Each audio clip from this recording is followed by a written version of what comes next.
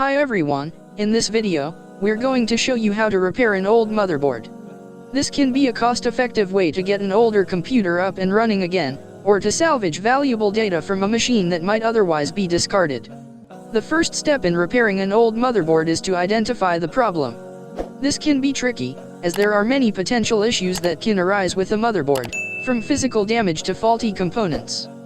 One useful tool for diagnosing motherboard problems is a computer diagnostic tool, like this one. These tools can help you identify which components are working properly, and which ones might be causing issues. If you've identified a specific component that needs to be replaced, you'll need to remove it from the motherboard and solder in a replacement. This can be a delicate process, so make sure you're comfortable working with electronics before attempting it. For example, let's say you've identified a faulty capacitor on the motherboard. You'll need to remove the old capacitor with a soldering iron, and then solder in a replacement capacitor like this one. Once you've replaced the faulty component, it's important to test the motherboard to make sure everything is working properly. A multimeter can be a useful tool for checking the electrical connections on the motherboard and ensuring that all components are functioning as they should. And there you have it.